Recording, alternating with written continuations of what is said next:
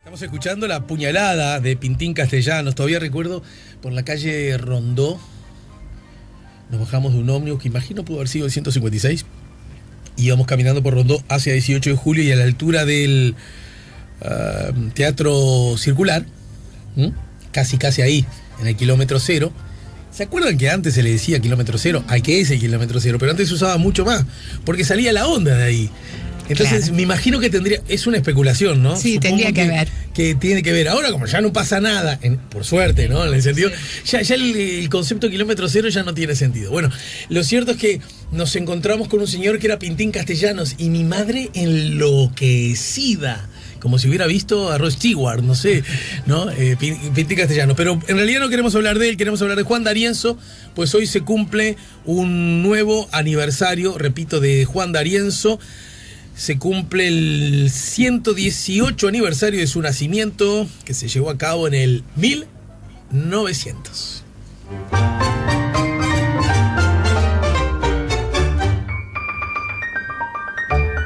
Bastante más acá en el tiempo nacieron Carmen Galuso. Buen día, bienvenida, Carmen. Buen día, Alejandro. Buen día, amigos y amigas de La Mañana en Camino. Y también María José Majo Bolaña, que nos acompaña en su condición de autora de Cantegriles Montevideanos, Pobreza y Segregación Urbana, 1946-1976. Buen día, bienvenida, Majo. Buen día, muchas gracias. Bien, este es un material que desde la perspectiva estrictamente del género, ¿qué podríamos decir, mi querida Carmen? Es un ensayo. Bien. Es un ensayo que viene de una investigación sobre el tema, que no hay una investigación, por lo menos,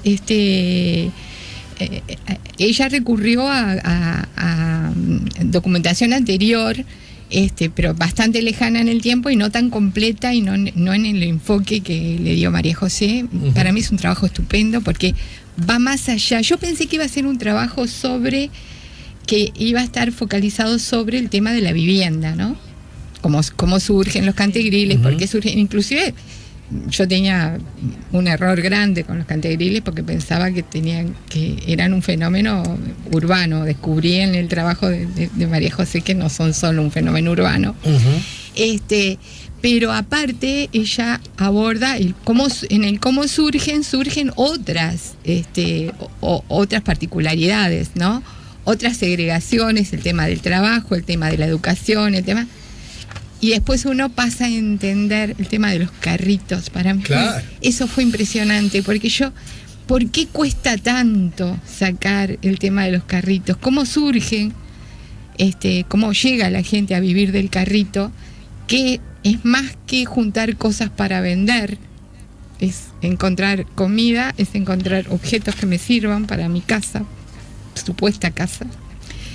Y por qué hay tanto afecto y tanto arraigo con el carrito, ¿no? Tirado por caballo, tirado por el hombre. O sea, hubo muchas cosas de la actualidad que en este libro de María José las terminé de entender. Comprender los cantegriles montevideanos como problema social urbano reconoce los límites y las contradicciones del modelo industrial, urbano y de bienestar social que buscó desarrollarse en los años 40 y 50. El mismo no incluyó a todos ese modelo, ¿no? La negación del racismo y el mito de un país integrador de clase media urbana donde los problemas de la desigualdad social y la concentración de la riqueza se encontraban en el medio rural no han permitido ver a la ciudad como generadora de pobreza, lo dice nuestra autora. ¿Cómo nace la necesidad de abordar desde tu perspectiva académica? Bueno, recordemos, María José es docente egresada del IPA, es magíster en Historia por la Facultad de Humanidades y Ciencias de la Universidad de la República y es profesora de Educación Media en los liceos, ¿no? Exactamente. Contanos, Majo, ¿cómo nace esta...? Bueno, cuando yo estaba haciendo la maestría en Historia Rioplatense en la Facultad de Humanidades y Ciencias de la Educación, mi objetivo de investigación era poder reconstruir la historia de los cantegriles montevideanos como un fenómeno del presente, obviamente, como las preguntas del historiador salen del presente, pero reconstruirlo históricamente. Y bueno, y ahí cuando empecé a rastrear, tiene que ver con esto de los años 40, ¿no? A veces hay como una asociación del fenómeno de los cantegriles a los años 60, por la crisis de la industrialización y la crisis del Estado benefactor.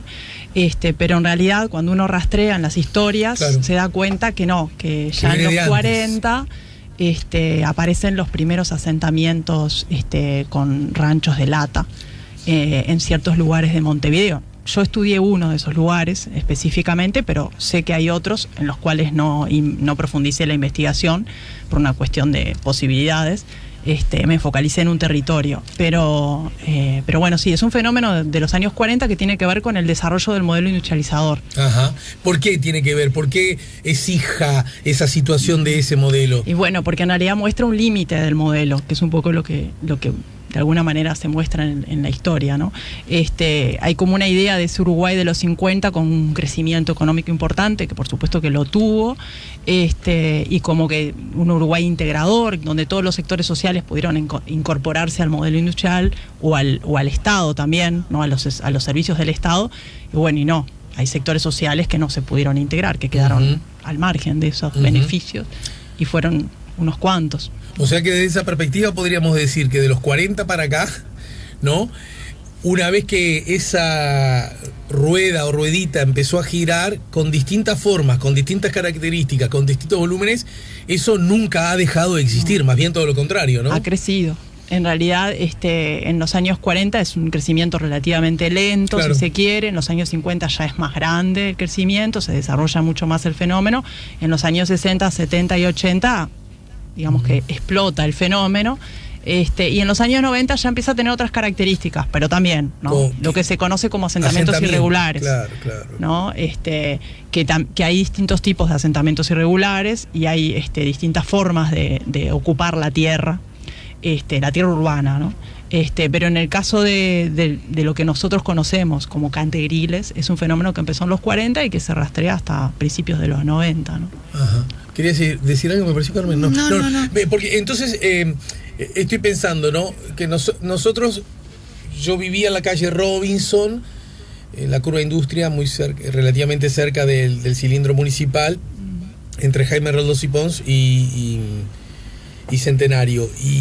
Y recuerdo que íbamos muchas veces al campo español, ahora está lleno de viviendas allí, porque había muchas canchas de fútbol, y en ese entorno, además de los eucaliptos que eran buenos para respirar, cuando estabas con toda esa cosa, se decía, no sé si es cierta, y el fútbol cuando había partidos, y los grandes líos que yo recuerdo que vi, porque había líos muy grandes en el fútbol antes, se agarraban a piñazo muy fuerte. No es nuevo. No es nuevo, no quiero decir que esto no esté mal y ni que no se pueda, pero yo recuerdo, piñazos horribles. Mi padre, que es más grande, obviamente que yo, me acuerdo que él me contaba que cuando iban a jugar al fútbol y amigos de él iban armados a los partidos.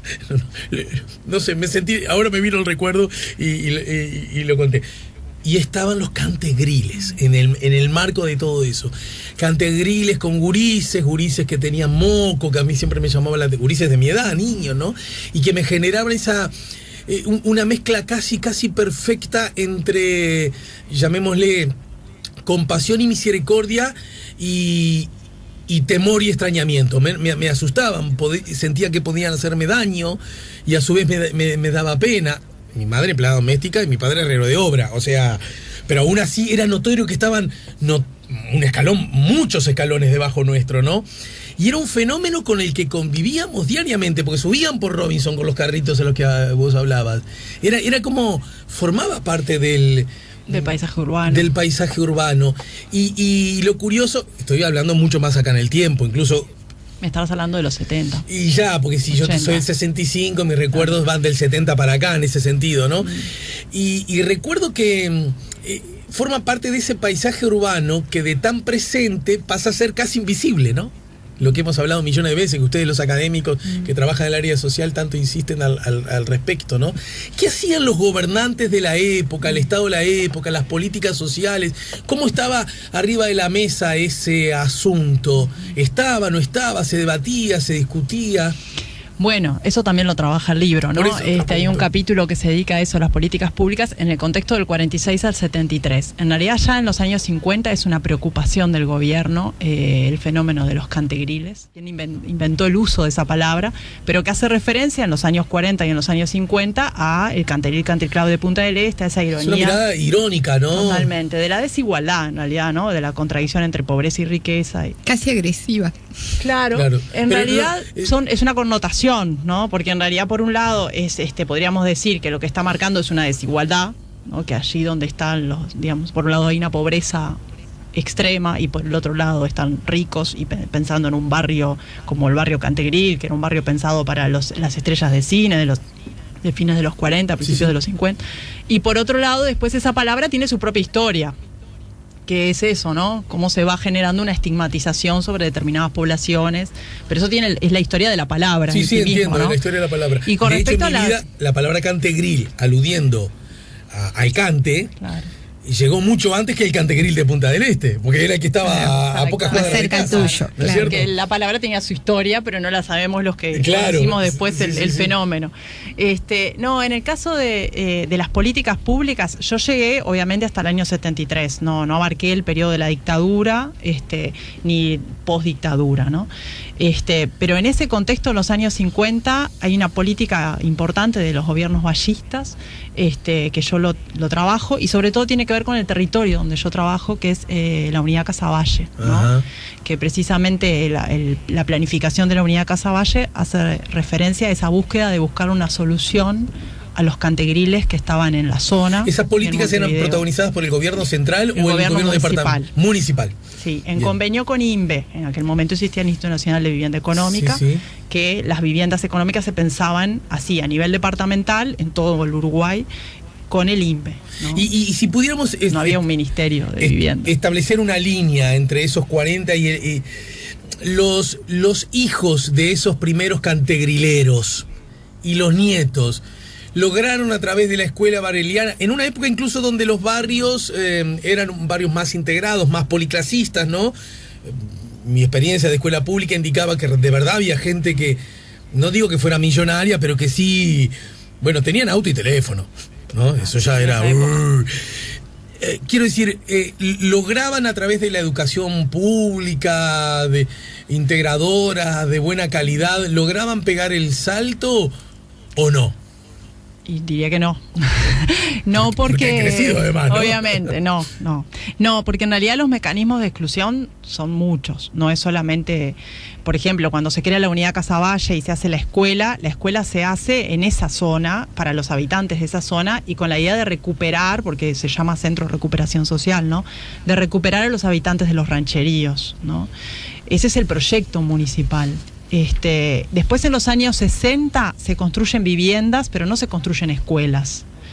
Entonces son barrios que tienen muy pocas escuelas, o prácticamente no tienen escuelas. El acceso a la enseñanza es prácticamente nulo, ¿no? Claro. Entonces las posibilidades de cambio social... A ver, digámoslo claramente, en aquellos años entonces esos muchachitos probablemente no fueran a la escuela. No.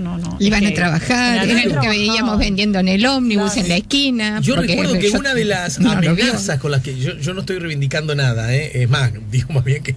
Pero tampoco estoy enjuiciando. Una de las amenazas era cuando yo de pronto, siempre fui un niñito muy bueno, imagínense el gordito Gil que fui, pero una de las amenazas era... Mirá que hay niños vendiendo en los ómnibus, mirá que te vas a ir a vender en los ómnibus. Yo decía, pero mamá, no conozco las calles. ¿Por qué tenía eso? Porque lo inventaba, porque era común subirse a los ómnibus, era constante, era permanente, los niños subiendo a los ómnibus a vender caramelos, chiquilines. Yo tengo 53, lo recuerdo perfecto, yo no puedo creer que todo el mundo se haya olvidado de eso. No, niños vendiendo caramelos solos, zapatos. no con las familias, ¿no? Como decir, bueno, no tengo dónde llevar los gurises, vengo. Los gurises con los paquetes de caramelos, los recuerdo perfectamente. Yo que soy más grande que vos, también viví el fenómeno, que tal vez vos no lo viviste, del niño que golpeaba en la casa a pedirte algo. Sí, claro, también lo viví, por supuesto que lo viví. Que me acuerdo que un día yo era chica y hice pasar, yo estaba preparándome la leche. Entonces estaba sola con mi hermano preparándome la leche. Tendría, yo qué sé, 12 años. Entonces le dije, ¿querés pasar a tomar la leche con nosotros? Ujú. Entonces él entró, se sentó en la mesa de la cocina, tomó la leche con nosotros. Cuando vino mi madre y se enteró, me preguntaba por el vaso y empezó a pasar histéricamente Claro, aguaján en claro, el vaso. claro. Eso lo tengo guardado Sí, sí, en mi sí. cabeza. Sí, sí, sí. No me rezongó porque... Pero estaba como ese miedo, vaya a saber que usó el baño, me Sí, decía, claro, ¿entendés? claro. Sí, Mi sí. madre tratando La contaminación. la en todo sentido, contaminación, ¿no? y para nosotros había sido lo más natural porque Claro, él vino, claro, tomó la claro. leche con nosotros, ¿no? Claro. Fíjate vos, tenía menos de 12 años, no había empezado Mira, el liceo. aprovecho esto que dice Carmen para preguntarte a vos, Majo, porque vos, el capítulo número 3 del libro, alude a un asunto que tiene que ver con justamente esto. Y vos lo titulás El fenómeno de los cantegriles montevideanos a través de la memoria, discriminación y estigmatización sociourbana. ¿Qué pasaba con más allá de las políticas públicas, más allá de los gobernantes, qué pasaba con la gente y los cantegriles, no? Bueno, lo que acaba de contar Carmen es muy ilustrativo. Sí, en realidad tiene que ver con eso que yo te planteaba de los mecanismos de exclusión, que los mecanismos de exclusión no necesariamente son las políticas públicas o las cuestiones económicas que por supuesto inciden, sino también la sociedad cómo va configurando la imagen del otro, ¿no? Y cómo va, en qué lugar pone a estas personas, ¿no? Qué posibilidades le da de cambiar su lugar en la ciudad y su lugar en la sociedad. Y ahí hay varias cuestiones. Yo planteo ahí la cuestión del territorio, ¿no? Dónde están ubicadas estas poblaciones, porque también es verdad que si bien había cantegriles por distintas partes de Montevideo, yo viví en la zona del arroyo Miguelete y Millán, y ahí en los años 70 creció un gran cantegril conocido como asentamiento 25 de agosto, con el cual yo me crié, ¿no? Por lo tanto, era parte del paisaje urbano. Pero hay otras zonas, como la zona de Casaballe, la zona de Aparicio Sarabia, de Enrique Castro, que son cantegriles de los años 40, que están aislados. Ahora están un poco menos por la locomoción, pero de alguna manera la locomoción, el acceso a los servicios como el agua potable, porque estamos hablando de que no tenían acceso al agua potable, ¿no? Hasta los 70. La luz, por supuesto, esos servicios no llegaban.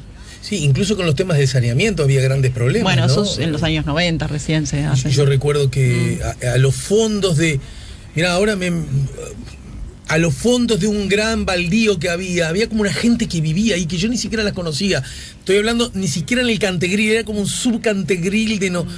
Y recuerdo que una vez jugando al fútbol, esos gurises que empiezan a hacer como las expediciones, vimos unas bolsas enormes llenas de las necesidades que habían hecho esas familias, que las iban acumulando en bolsas que estaban ahí en un lugar al lado de casas lindas normales, no estoy diciendo en el medio de no sé qué, no sé cuánto. En ese sentido, los arroyos cumplen una función, más allá de que el arroyo es un lugar público, porque la tierra es fiscal, la que está al costado de los arroyos, también el acceso al agua y que esté el arroyo ahí. Por supuesto, los arroyos tienen un grado importante de contaminación, Entendido. pero es el agua que tienen, Claro.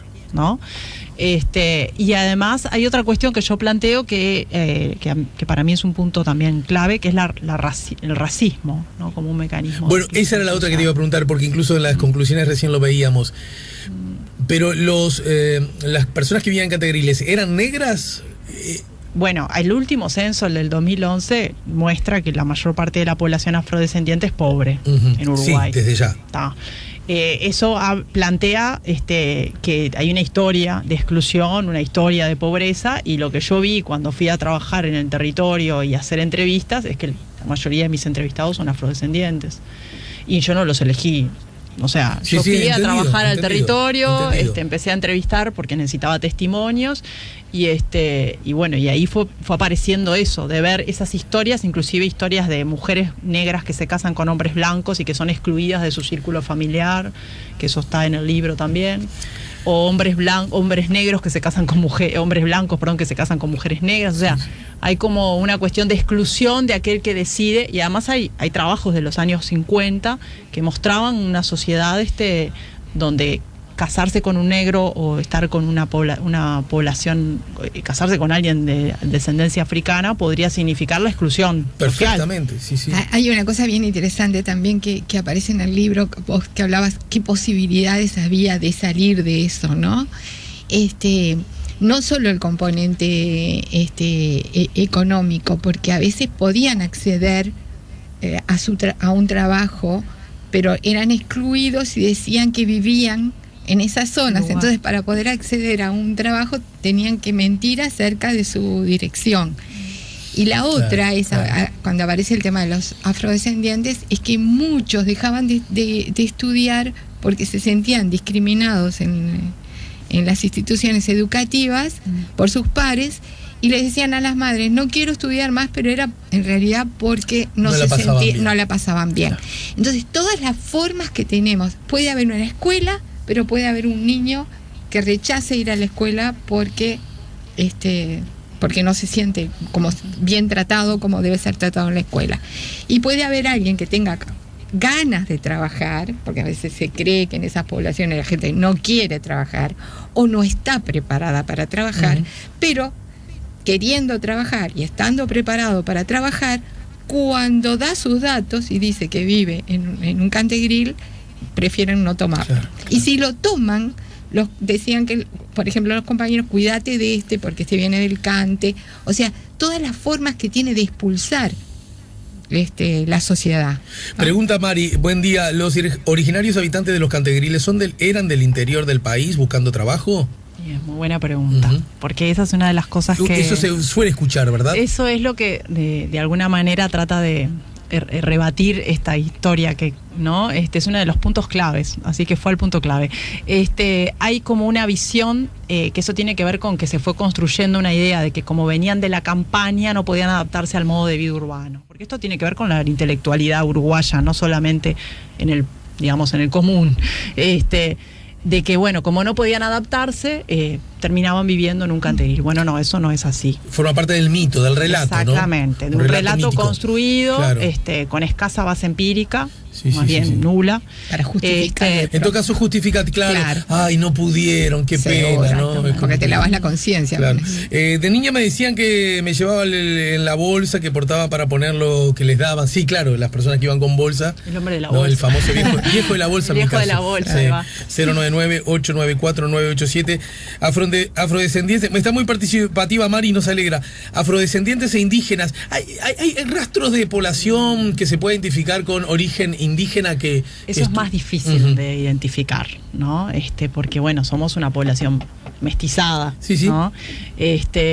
O sea que es mucho más difícil, no me animaría a afirmarlo, podría decir que sí, que es probable, y que eso tendría que ver un poco los recorridos. Yo, por ejemplo, los testimonios que trabajé, muchos venían de la frontera, estamos hablando de 2 o 3 generaciones hacia atrás, ¿no? Sí. Cuando esa gente, estos habitantes que yo entrevisté, que hoy en día tienen 60, 70 años, nacieron en un cantegril en Montevideo, no es que vinieron del interior, ¿no? Sus padres o sus abuelos habían llegado del interior del país, que por lo general no venían del campo, sino de las ciudades del interior, porque también esa idea de que vienen del campo y por eso no vendrían de ciudades del interior.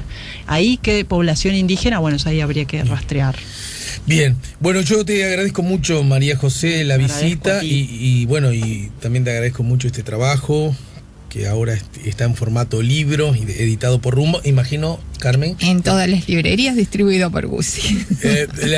Yo todavía no lo leí muy salteadito, ¿no? Buscando tema por tema, pero en todo caso es un libro que, si bien tiene la exigencia del rigor académico, es para que lo pueda leer cualquiera, ¿no? Es sumamente interesante, lo empezás a leer y te colgás. Ella intercala muchos testimonios. Hay muchas fotografías. Tiene además fotografías, tiene planos, todo está es muy docente, Majo, cuando armó el libro, pero es muy ameno a su vez, a pesar de que el tema no es agradable. Está escrito en forma amena porque, bueno, es un trabajo académico que Majo se ocupó de de transformarlo en un libro para todo público. Bueno, nos queda que pasa del 73 para acá, ¿no? Así que Majo. Hay que hacer ese trabajo. Está en proceso.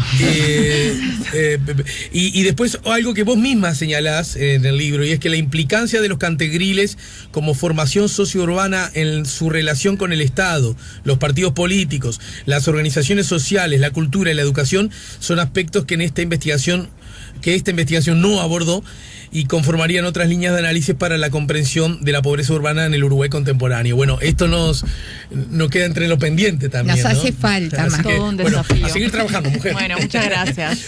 Un saludo te manda Nacho, que fue alumno tuyo. Ahí nuestro ingeniero de sonido. Mío, sí. Bien, ¿estás dando clases dónde? Yo estoy ahora en el Liceo 10, pero bueno, la semana que viene tenemos elección de horas, así que no sé. ¿El 10 es el que está en Avenida Italia? ¿Ese? Sí. En Facultad de Ciencias Sociales y en Facultad de Humanidades. Y ahí tenés alumnos que vengan de asentamientos, porque por ahí hay uno cerca, que vos ubiques por lo menos. En el Liceo 10 no. ¿No? Es bachillerato y no. Sí, hay gurises que vienen de barrios lejanos. Porque está el asentamiento ahí a los pies del arroyo, a los pies de Euskal Herria, ¿no? Sí, de Malvin Norte. Pero bueno, ese es otro de los problemas, los muchachos que llegan y que ya al bachillerato no llegan, ¿no? No llegan, apenas quizá. Que eso es otro problema gravísimo, y que yo por lo menos cuando digo aquello del antes, no trata de minimizar el de ahora. Lo que pasa es que es falso si empezamos a decir que esto nació ahora. Totalmente. Le vamos a dar a la solución, muchachada. Es por eso nada más, ¿no? Si es que de realidad queremos cambiarlo y no ser solo gárgaras catárticas o que busquen 700 votos de acá y 800 votos de allá, ¿no? Bueno, gracias. Gracias, chicas. A vos, Alejandro. Ya volvemos con La Mañana en Camino.